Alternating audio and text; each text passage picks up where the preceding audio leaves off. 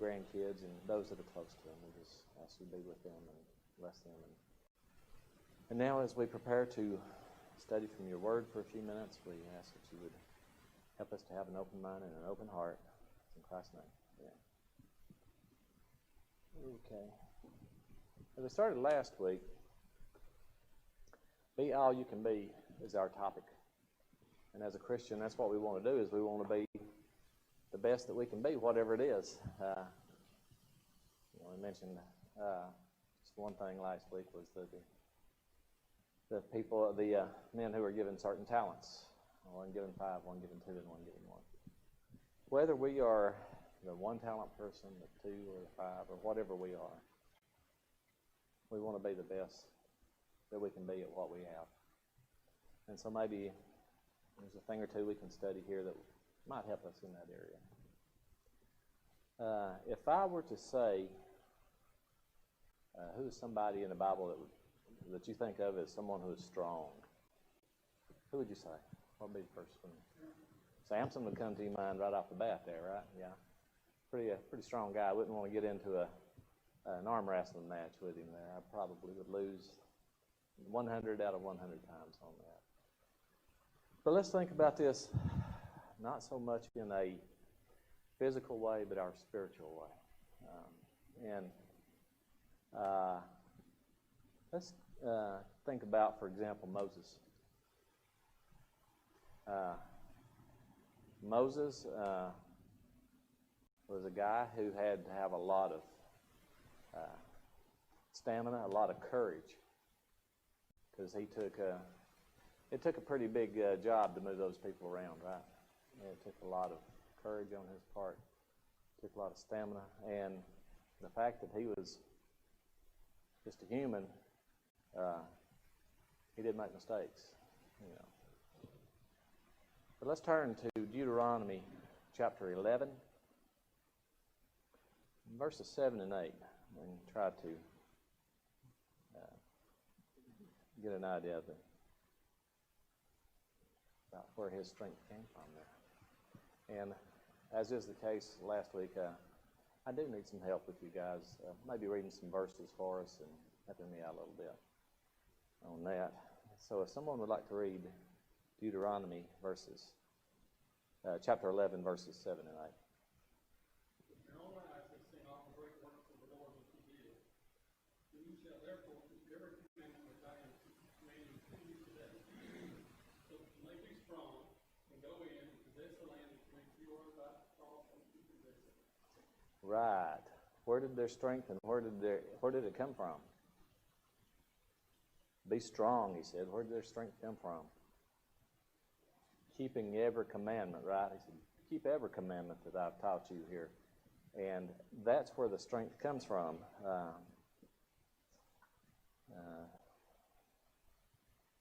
If they do not keep those commandments, bad things always happen, don't they? The Lord made it clear that the strength of Moses, his people, is based upon keeping his commandments. That is still the standard today. Our strength as Christians is in his commandments. So, excuse me for that, I got dry. That is where we get our strength, in obeying God, right?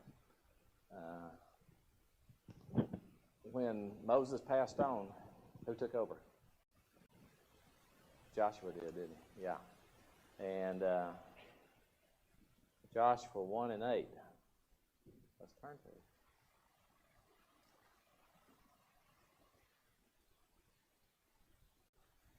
And see what it says. Would someone like to read that? This book of the law shall not depart from your mouth. You shall meditate on it day and night, so that you may be careful to do according to all that is written in it. For then you will make your way to prosper, and then you will have good success. Okay. The laws, right? The book of the law shall not depart from your mouth. It's one thing to know the law, but it's another thing to practice it. And here, know the law and make sure that it's what comes from your mouth constantly. And if so, then you will have, as you said, good success. That's in God, of course. Joshua took seriously the charge that God gave him. As a result, he was one of Israel's greatest leaders, right? I always found him amazing because he always had a mindset for military, kind of. And he came out of the same background as the rest of them, that they were all slaves. Yet he had a mind for military action. Just a sidebar there that doesn't have much to do with it. Well, let's take a look at how great his leadership was. Let's turn to Joshua 24 and verse 31. Let's find out just exactly how it went for him in Joshua. You want to read verse 31 of chapter 24? Yes.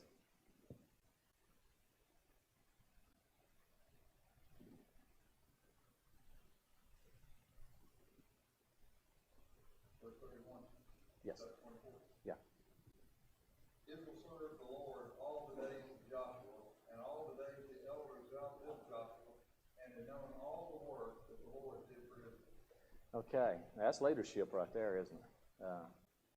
The whole nation followed God through all of Joshua's life, but not only his life, those elders that were below him throughout all of their lives. So that's a tribute to Joshua, to what a strong leader he was. And what was it? Because meditate on these and make sure that that's what you believed in, right? That's what he did. And his life was not all that easy, as you'll recall. In the early stages, he and one other guy bucked the system, and nearly it could have been bad for him there whenever they were spies coming in. You know, remember, 10 out of 12 of them said, we cannot do what God wants us to do. And the two of them that did was Caleb and Joshua. So his heart was right from the beginning. It stayed that way through the end.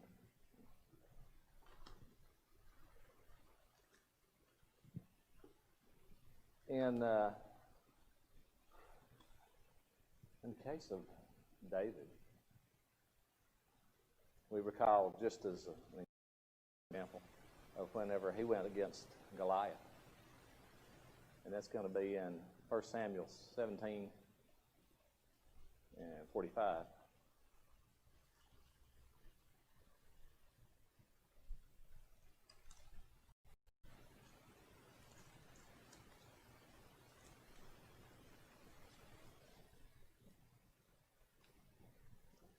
When I get there, okay, 17 and verse 45.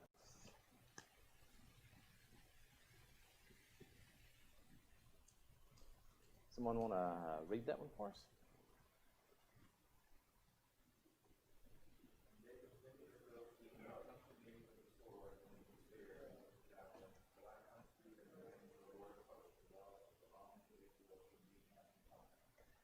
Okay, now this on the surface is kind of a, we'll call it a mismatch. Here David is with, what, a stick and a slingshot? And Goliath points that out. What do you think I am, a dog? You coming at me with a stick and a slingshot?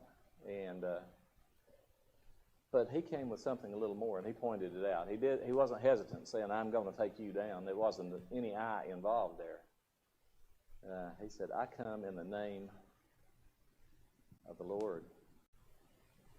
And gave credit where it was due, and as a result, of course, we all know that story, and don't it? Still an amazing story, though. So David gave God credit as he stood there in front of him. And it was strength.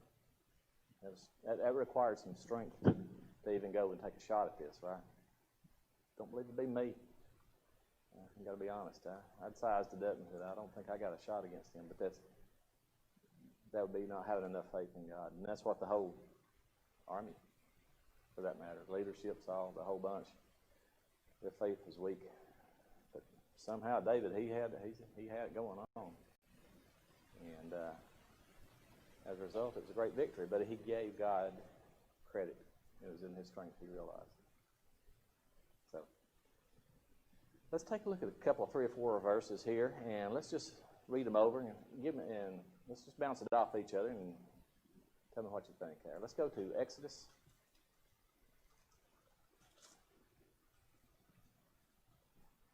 And we're going to go to chapter 15, verse 2.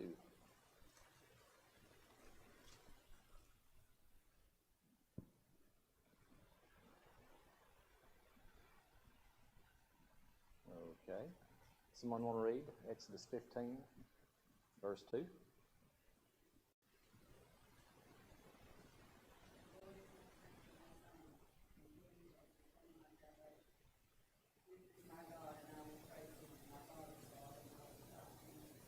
Okay, this was a song Moses, I guess Moses was the author of it, or certainly presented it. What do we get out of this, his song? What do we know about Moses? What do we learn from him out of this little song here? He was the perfect candidate for God empowering him because he had the meekness to be able to say, I can't do it. He can do it if you want to do it. Yes, yes. And God even mentions that. He is the meekest man on earth at one point in time. God mentions that to him. So through God's strength and his meekness, they worked out and did what seemingly would be the impossible. Right? Yeah.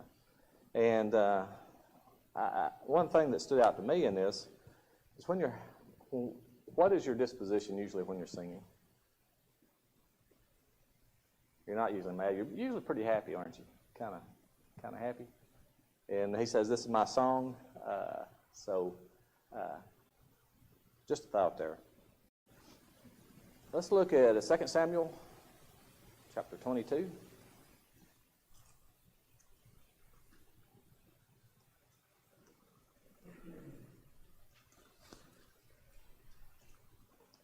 And verses 22 and 23. 2 Samuel 22 and 23. For I have kept the way of the Lord, and have not wicked departed from my God.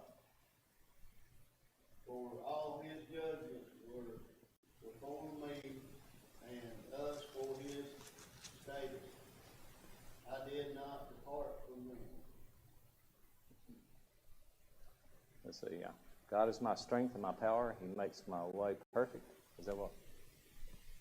So, where is his strength come from? God. From God, yes. That's it. I don't have any strength. I can't do this, is in effect. So, God is my strength and my power.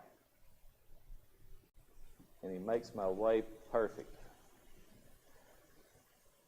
He makes my way perfect. That seems to me like sometimes as we're going through life or whatever, pathways look kind of rough sometimes, don't they? They do. They look pretty cluttered. But if God is our strength, then He'll clear the pathway for us and make our path a little easier to go. We shy away from the power of God, then we can really get in quicksand, metaphorically speaking. So, through his strength, he makes our way clearer. You know, if you live a Christian life, your way will be clearer. There's a lot of things that you will not have to deal with. 1 Chronicles, chapter 16.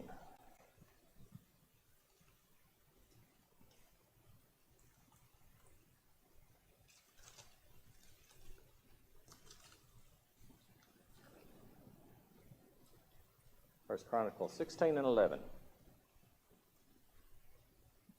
Someone? Seek the Lord in his strength. Seek his presence continually. Okay.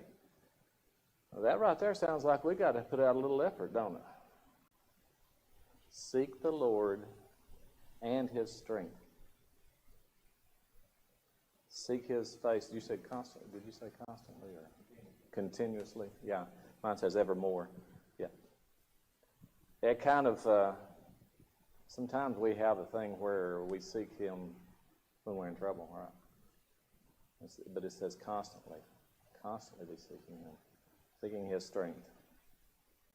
Instead of periodically or as we need to. Job chapter 12, verse 16.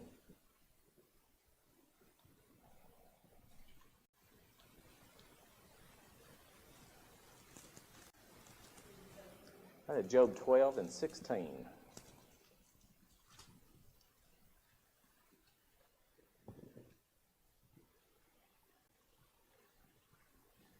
Anyone? With him are strength and sound wisdom. The deceived and the deceiver are his.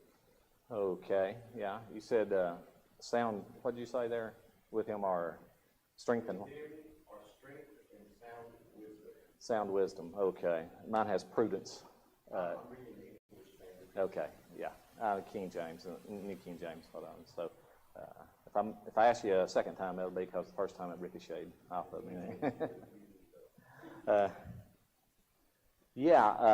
In him are strength and prudence. The deceived and the deceiver are his. And if you notice, this is Job, and of course, Job's in pretty rough shape right now. And I think up here around verse 5 or verse 6, he says, it looks like the bad guys prosper all the time. Here I am, We kind of go through that sometimes, don't we? Bad guys seem to have it made. And here we are trying to get it right. It ain't going well. But that bottom line right there, that last sentence, the deceived and the deceiver are his. God has it all. I saw a thing, and it said that Satan thought that he'd taken everything away from Job, Mm-hmm. but to Job, God was his everything. Job was going through bad times, but Job never lost where he really was, and that enabled him to. God was his foundation of this thing right here. So when everything got blowed up on him, he still had his foundation that he was attached to. And if our foundation is something other than God, if our world blows up, it blows up with it. It's good thoughts, Don. I appreciate that. Let's do Psalms 27 and 1.